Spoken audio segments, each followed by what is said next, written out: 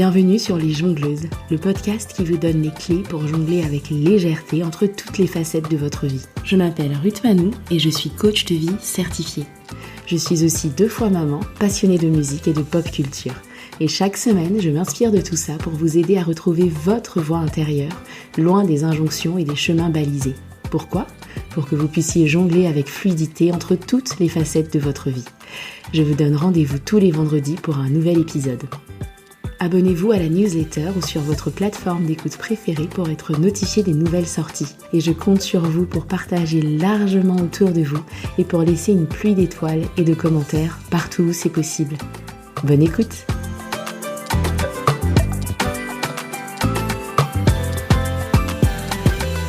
Hello tout le monde, j'espère que vous allez bien. Je suis ravie de vous retrouver aujourd'hui pour notre épisode hebdomadaire. Comme promis, l'épisode du jour est dans la lignée de l'épisode 34 sur la résistance émotionnelle. Mais avant de commencer, je vais juste vous laisser l'opportunité d'éloigner d'éventuelles oreilles sensibles qui traîneraient par là ou d'attraper vos écouteurs.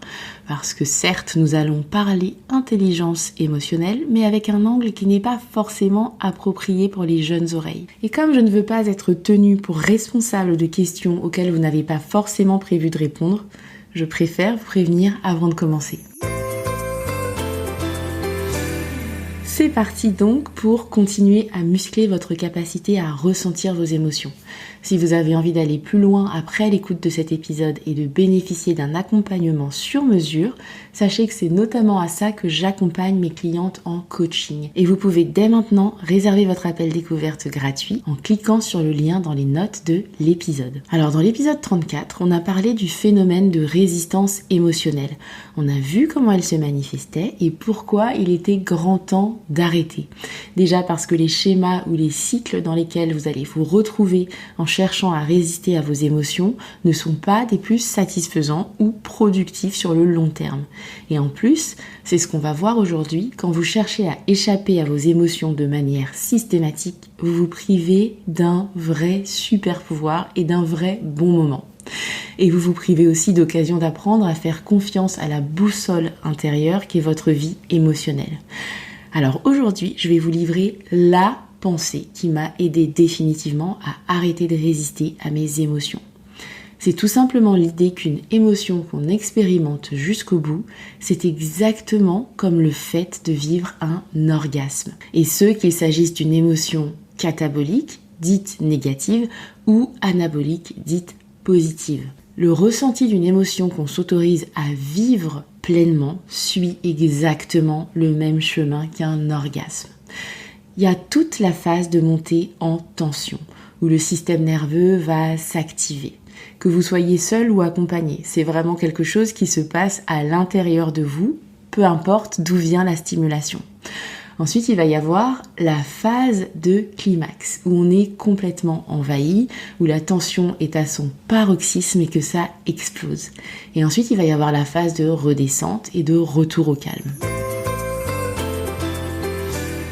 Pour la plupart des gens, le ressenti de l'émotion reste bloqué à la phase de montée en tension. Tout simplement parce qu'on interfère avec le cours naturel de l'émotion.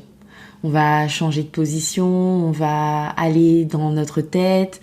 En tout cas, on va interférer avec le cours naturel de la montée en tension. Et ça, en langage des émotions, ça va se traduire par 3 mécanismes qu'on a déjà un peu abordés dans l'épisode 34. Donc, soit on va remplacer une émotion par une autre qui paraît moins envahissante ou bien qui nous fait nous sentir moins vulnérables. Par exemple, plutôt que de s'autoriser à ressentir une grande tristesse, de la jalousie ou de la honte, on va se mettre en colère contre quelqu'un d'autre. Deuxième mécanisme, on va rationaliser. Par exemple, on est en colère parce qu'on estime avoir été traité de manière injuste, et plutôt que de s'autoriser à ressentir la colère ou l'indignation jusqu'au bout, on va trouver des tas d'excuses ou des bonnes raisons au comportement de la personne qui nous a lésés, entre guillemets. Attention, ici il s'agit vraiment juste de ressentir l'émotion, pas d'aller arracher la tête de quelqu'un, c'est vraiment pas ce que je dis. Et troisième et dernier mécanisme, on va s'anesthésier. Où là, plutôt que de faire face et de ressentir, d'accueillir l'émotion désagréable et son lot d'hormones de stress et de manifestations physiques désagréables, on va s'inonder de dopamine en remplacement. Netflix, chocolat, scroll sur les réseaux sociaux. Ces mécanismes, ils fonctionnent, ils ont leur utilité et dans une certaine mesure, ils nous protègent de vagues d'émotions parfois hyper fortes et parfois effectivement pas toujours appropriées. Vous pouvez ne pas vouloir laisser libre cours à votre colère ou à votre larme au travail et c'est parfaitement normal et compréhensible. Simplement, faire ça de façon systématique, c'est une vraie perte parce que c'est en ressentant vos émotions jusqu'au bout que vous entendez très fort les pensées qui accompagnent ces émotions. Alors comment on fait pour aller jusqu'à la phase de climax de l'émotion ?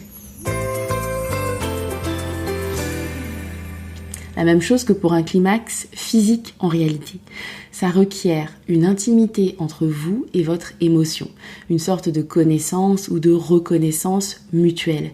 Ça implique que vous reconnaissiez les signaux de l'émotion pour vous de manière spécifique, pas théorique, et que, éventuellement, vous sachiez la nommer. Ça requiert aussi une pleine présence dans votre corps, sans fuite vers votre esprit rationnel pour vous y réfugier ou pour suranalyser les choses. Ensuite, ça requiert du non-jugement face à l'émotion et face à vous-même qui la ressentez. Et enfin, ça requiert un certain abandon à l'émotion et aux pensées qui l'accompagnent, sans résistance. Et parce que tout ça ne se décrète pas, je vous invite vraiment à écouter ou à réécouter l'épisode 34 et surtout à appliquer l'exercice que j'y partage. Une fois qu'on a passé la phase de montée en tension, qu'est-ce qui se passe ? À quoi est-ce qu'on peut s'attendre pour la phase de paroxysme ? C'est important de savoir ce qui s'y joue pour ne plus en avoir peur. Et ce qui se joue dans cette phase, c'est simplement le pic de votre émotion.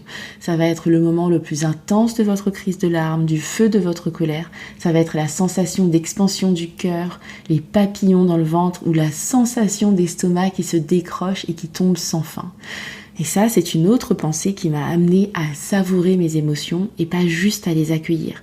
C'est l'idée qu'elles ne durent qu'un moment et que ça finira toujours par redescendre.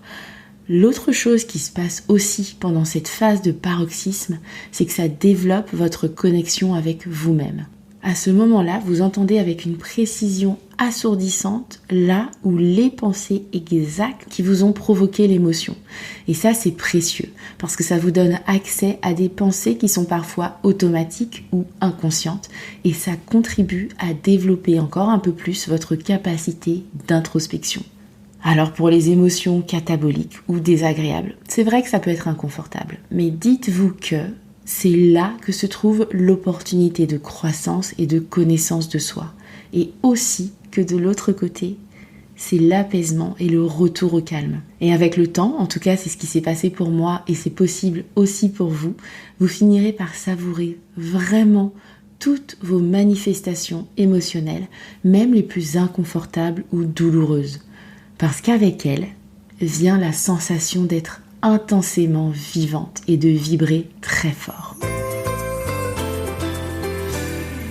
J'espère que cet épisode vous aura aidé à changer de regard sur vos propres ressentis émotionnels et que cette pensée vous aidera à ne plus en avoir peur et à les vivre pleinement. Si tout ça vous parle et que vous essayez de décoder votre vie émotionnelle et que vous avez du mal à le faire, vous pouvez réserver votre appel découverte gratuit dès maintenant. C'est mon travail en tant que coach d'accompagner mes clientes à s'approprier pleinement cet aspect-là de leur vie.